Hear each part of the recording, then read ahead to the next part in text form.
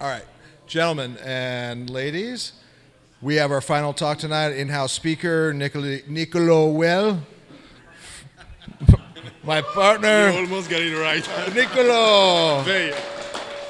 I like to say Nicolas, but Nicolas. He's going to be talking on end-to-end latency, HLS, workflows, technology, status, and challenges for the industry. Take it away, sir. Thanks, buddy. Hey, everyone. It's really cool to see like great attendance. Sorry, yeah, really? You know you have the joystick, you can move the camera, right? Yeah, for the speakers, yeah, okay. So as you may have seen, we recently released Latency HLS support on Media Package together with our friends of Media Live who are interoperating with us on this one. And so I want to share some insights and findings about what we've seen about this Latency HLS story that has been floating around for a long time. So you know this slide, it's the classic slide that actually shows you which latency technologies are a good fit for which kind of use case. So to summarize, with Latency HLS, the main use case we are targeting is to compete with the typical broadcast latency, which is on average around 6 seconds. And one of the main use cases you've seen being mentioned over the years is that you don't want to hear your neighbors like shouting when someone is scoring a goal, right? So obviously Latency HLS can do that, but there are like some new interesting use cases that are emerging with this technology. And for example, as we can see on this slide, this is the architecture and the platform from a AWS partner, Native Waves. This is a startup in Austria. And what they are doing is that they are like blending together the broadcast feed. So that's the line you can see on the top. So the broadcast feed is coming with the regular broadcast latency, so around 6 to 7 seconds. And what they do is that they complement the broadcast feed with additional camera views coming into Latency HLS to their player. And their player actually has got a SDK that does audio fingerprinting to find out what is the delay or what is the difference of latency between the broadcast and the LL-HLS camera feeds. And so they find this difference and then they slow down the low latency HLS feeds. That's the beauty of it. Take a look. On the TV, you usually have latencies of 3 to 10 seconds lens to screen, depending if you're on cable, satellite or other. With conventional streaming, however, you have usually much higher latencies than that, up to 30 seconds plus. This is why it's also very hard to engage people across multiple devices, and a lot of second screen attempts have failed, because they just feel disconnected from each other. Now we have solved this latency issue by combining low latency streaming with our patented audio synchronization technology. And how it works is that we distribute the video signal faster to the mobile device than the television, and then use the television audio to synchronize them both together. Yeah, this is a bit of a desperate attempt here by Akanji, and the nice thing is we can do this without modifying the television signal. So the broadcaster does not need to embed any audio markers or change anything in the existing broadcast chain. I also have easy access to all the other Native Waves EXP features. For example, multiple camera perspective. So I simply go there and click another camera perspective, and I can watch the action out of that angle. That's and the nice interesting thing part. is it still stays in sync with the main TV all the time. So it's in perfect synchronization with the main television action. So low latency HLS to augment the broadcast experience. I think that was pretty cool, and that's why I wanted to show it to you. So just a recap of how a low latency HLS player behavior differs from a regular HLS one. So a couple of years ago, we did some experimentations and some implementation with some partners using 1 second segments with regular HLS. But the thing is that in a regular HLS player, the timing at which the player is requesting the playlist and the segments is totally unpredictable. It's kind of a random, so you cannot align the latency across players because each player is behaving randomly and requesting at a random rate the playlist and the segments.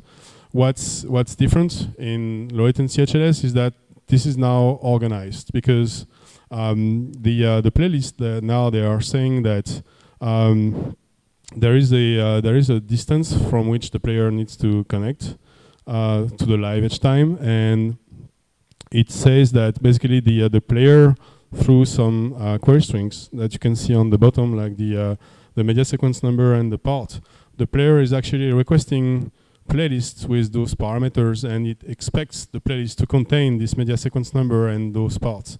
Those parts are the partial segments that you can see here in the middle. So in this example, full 6 second segments is presented as 6 times 1 second partial segments. This is the state of our current implementation where we use 1 second GOPs, and so we produce like 1 second parts.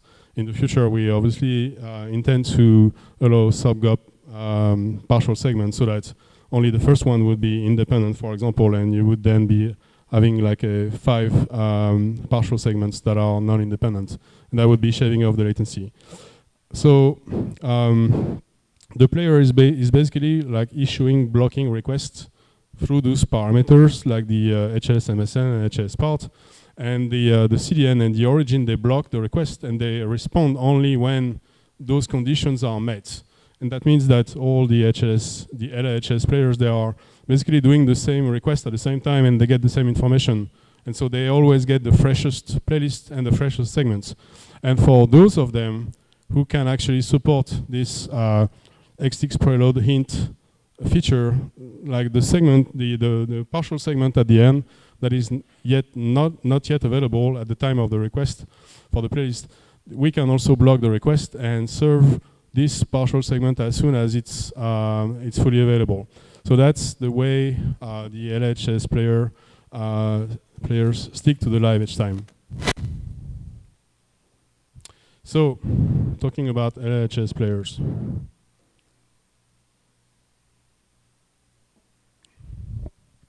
The interesting thing with this technology is that there is a kind of a huge reservoir of players in the sense that since iOS 14, LL-HLS is supported on the Apple platform.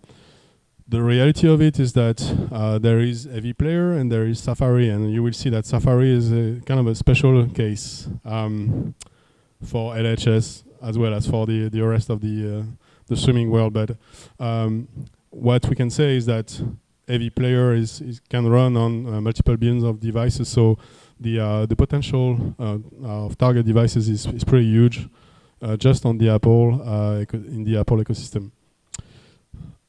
From the open source standpoint, there's been a lot of work being done like over the last 6 months on HLS. So as you may know, Apple is also using HLS on third-party platforms, so they are investing a lot of energy in HLS, which is good for the community. And so now there is only the hint partial segments that are not supported, but the rest is already implemented in HLS. ExoPlayer has got a really good implementation as far as I could see. Shaka Player is kind of behind because there is some support, but there is no support from the blocking place request, so that basically that kills the love story, I would say. But it's not a lot of things to implement. And from a commercial player standpoint, TO Player and GW, they have like a really good support, so that's offering a good option for customers who want to leverage commercial players. Cast Labs is just around the corner. Bitmovin is probably a few, maybe a month or two, but they are coming up also with their own implementation. So there's going to be much more choice pretty soon. So this is the one of the potential workflows that could leverage Latency HLS. So at least that's the way we measure the latency, by just taking a picture of like two screens side by side. So the screen on the bottom is like just a clapperboard application on iPad, and the one on the top is the output. So there is, when you take a picture of the two screens, you get the end-to-end latency measurement, which is, in our case, just a bit more than 5 seconds. And in this workflow, we are using a contribution encoder, so Elemental link, with a very low buffer, or aggressive buffer, I would say, 200 milliseconds. Media Live is producing 1 second traditional HLS, and Media Package is transforming this traditional HLS into low latency HLS with 1 second parts. So the segments on the ABR encoder, the segment duration on the ABR encoder defines the duration of the parts on the Media Package. And then we go through CloudFront, and then to the player, in our case, HLS. And what we see in this case is that with this specific configuration, we get a 5 seconds end-to-end latency, and it's stable and plays in 1080p, stable, thanks to the robustness of the HLS implementation. Of course, if you use different workflows, different players, everything can change, but that gives you a kind of a range of latency that we can reach on an ordinary basis. So during our test for this release on the media package side, we work on like testing like multiple players, and what we've seen is that there are like a bunch of like production ready options if you want to bring LL-HLS to your end users. So on the web side of things, HLS now, apart from the preload hint, is ready for production, as well as TO player and GW player. You can see that with 1 second parts. Players, they have like varying distant to the live edge. Some of them like are struggling a bit more than others, but on average, you can see that there is a 5 to 6 seconds latency that you can get on a consistent basis on all players. On Android, you get Exo Player. So Exo Player, honestly, it's the best implementation I've seen for low latency HLS. It ramps up the bitrate like instantaneously, stays close to the live edge. Honestly, it's the best. Unfortunately, I'm on iOS, not on Android, so too bad. But anyways, AV Player. So AV Player, interestingly, it works fine. Slightly more latency. There is something missing in the default implementation, which is the live edge stickiness. Like by default, if you start rebuffering or stuff like that, drifting from the live edge, by default, AV Player doesn't catch up by accelerating the playback speed. But you can implement that by adding your own custom logic to just modify the playback rate of AV Player, so that if you detect a drift, then you trigger the modification of the playback rate, and then you stick to the live edge. So hopefully Apple will improve the implementation and add some like native support for these kind of things. But still, AV Player is a good option, modulo the fact that you need some custom logic on top of it. So, as I already mentioned, Shaka Player is missing this blocking request support, but it's probably not a lot of effort. And that would bring us another option for web support. So Safari is like problematic. As you can see here, there are like multiple problems. The bitrate doesn't upswitch, stays like stuck on the 360p. The playhead is like randomly positioning. Sometimes it's close to the live edge, sometimes it's like at the very back end of the DVR window, so very unpredictable. Of course, there is no drift compensation. The player doesn't stick to the live edge time, and sometimes the playback randomly stops. So you can see from that list that Apple didn't really invest a lot of time on Safari and LL-HLS, but maybe that can change, or maybe not. Testing like the latest iOS 17 beta on different platforms, including iPad iPhone. The problem is that the problems are still there.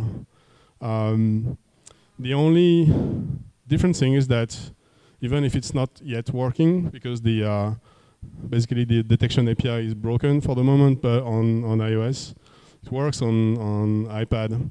But there is this new experimental feature called the Manage Media Source API, which is basically like an extension of the Media Source API made by Apple for Apple devices to basically take control over memory allocation, buffering, measuring download speed, getting more like information from the player, and basically like removing the shortcomings of the initial MSC implementation on Apple devices. So it's working well on Safari, on iPad, not yet on iPhone, but it's probably a matter of time. So there is really some hope, really at the end of the tunnel, because even if Safari doesn't or cannot play it well natively, then you could use a JavaScript-based player like HLS or TO Player or GW Player on iOS through this new MMS API, and then get the result that you expect, which is like this kind of a 5 seconds end-to-end kind of latency. And so there is an interesting blog. We will put the slides afterwards online, and you'll see on the Bitmoving blog there is a kind of a detailed analysis of what's inside this new MMS API. So it's very interesting to take a look at. But as Steve Jobs was saying, one last thing: we still need Apple to fix their fair play EME CDM implementation, because multi-key doesn't work. It does. I hear it doesn't, and it freezes when it's switching off keys. Maybe it's an implementation problem. Zach can tell us more about that. Anyways, I was just like for the joke, actually.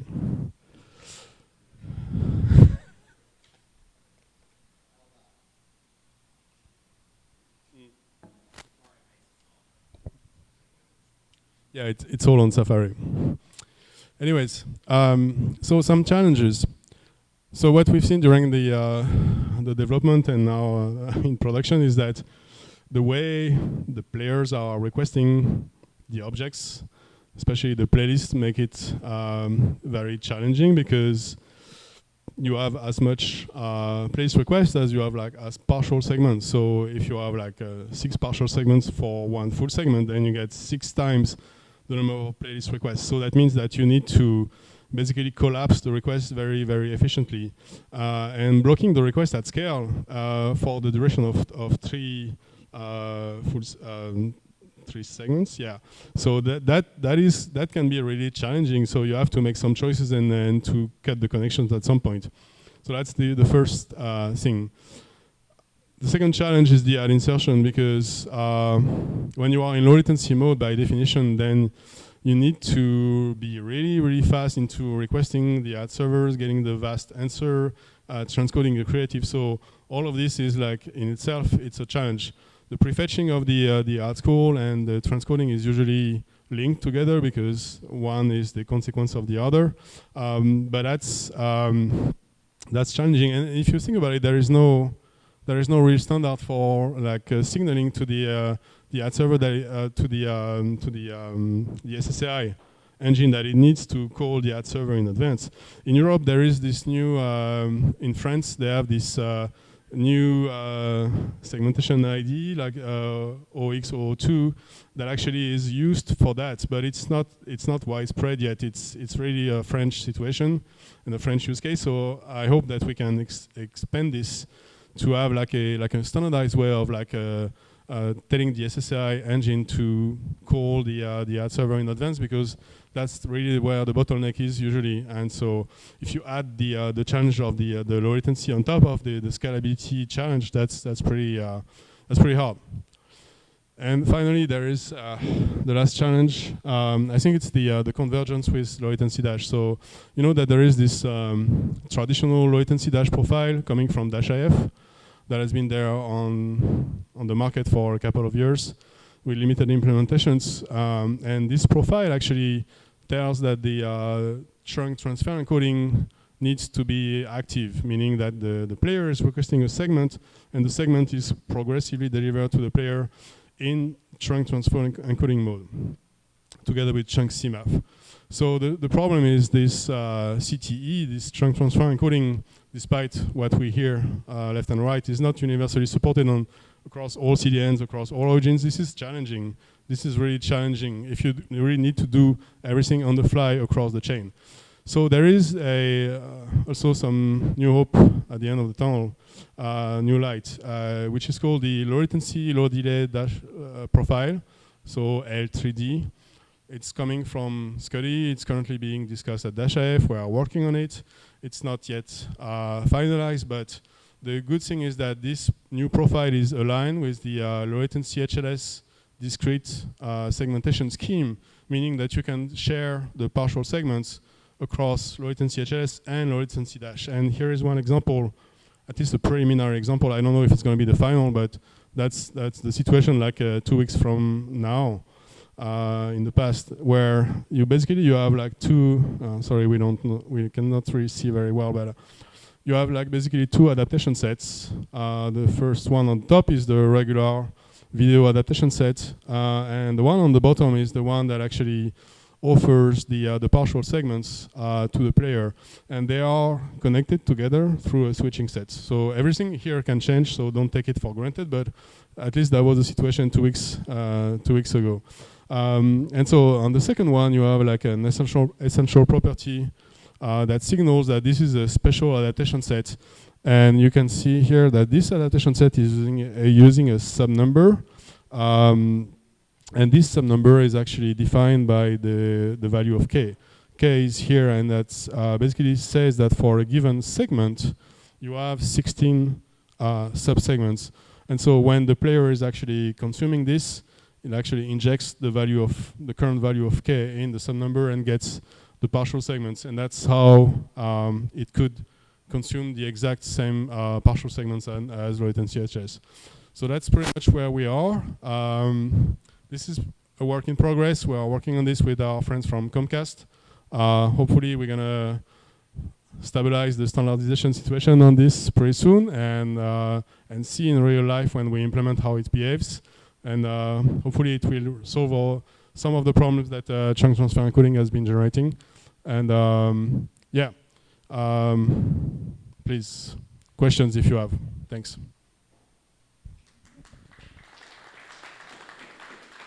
Jess. All right, questions. Thank you so much, Nicolas.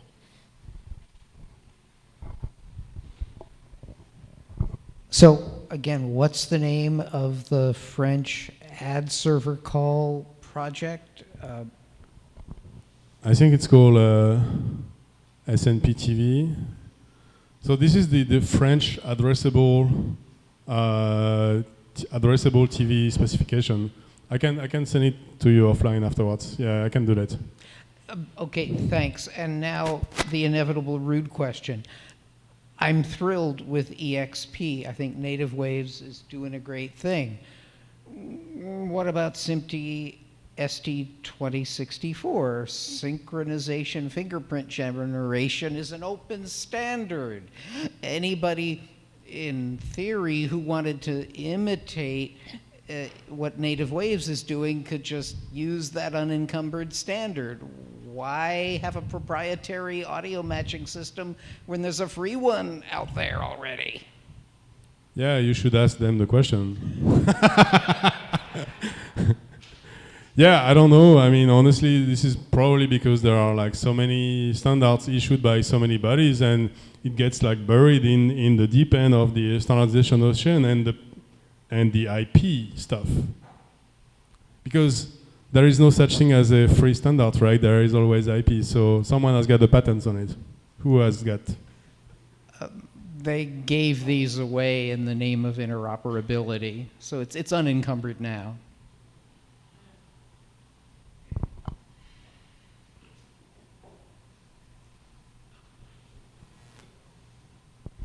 Thank you, Andy.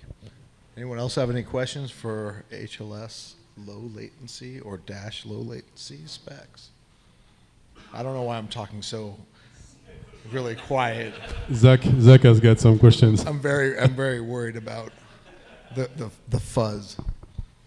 Okay. So this came up. Fair play, multi-key, FMP4, FPS based. So if you initialize the Safari session as FPS 3.0, 3_0, and then initialize it to the maximum key binding, you can then use a payload of a JSON object where the only key is SINF, S-I-N-F, and then it's a base encoded version of the SINF box for the maximized key. Use that to initialize your EME session, and then after that you can initialize any number of keys you want underneath. And that's how you can use FMP4 MSE in Safari. Yeah, let's please document it. So I have asked Krasmir many times to document this. It's held up in Apple's documentation system, but it is actually public. You can find it in a number of... That's actually a good news, but I'm going to need to modify my slide on the next one. Yeah. I just want to obsolete your slides. I'm pretty sure I'm going to find something else to fix. All right. Any other questions for Nicolas?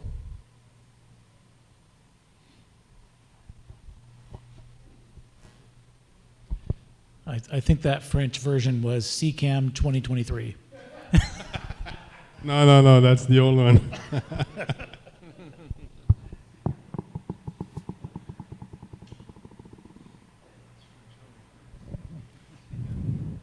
Okay, folks. Yeah, we have the place. I mean, we can close the bar. It's closing at 9:30, so you can get. I would say no additional pizza. Sorry for that, but at least additional drinks if you have some tickets left. And thanks again for coming all tonight. That was really great to have a full audience. And I think Dan has got some closing remarks here for us, right? I do. I have a very special guest tonight. I'll go ahead and, that's me. Yeah, I'm just going to, since we're all here, we're all very attentive, we have the time, I just want to call out something that, just to everyone's attention here. So we are working on a common media, well, we lost the page. Let's go back to this. So just to promote something that we're working on right now, it's called the CML. It's not CMMF, not CMAF, but it's part of the CM family. CML is the Common Media Library. We are taking all open source projects and taking all the pieces that are spec related and trying to make them into a modular, modern JavaScript client library hosted by the SVTA, endorsed by the SVTA. Open for open consumption, do not have to be an SVTA member is what we're working on. We have many folks across the globe that are interested in this project because if you know anything about open source players, there's multiple parts of the players that are copied across libraries and have to be maintained by multiple companies and open source project leads, and we're trying to go for the next generation of open source players. So please look at the SVTA Common Media Library site. It's headed up by Casey Accolini, who works with us at Paramount, and I am an advisor as well as many other folks in the SVTA under the Players and Playback group. So do check it out and come up to me afterwards and talk to me if you have any more questions. Again, thank you so much for coming out, and we are done. Yes, and thanks Zach for operating the all of the video stuff tonight. Thanks.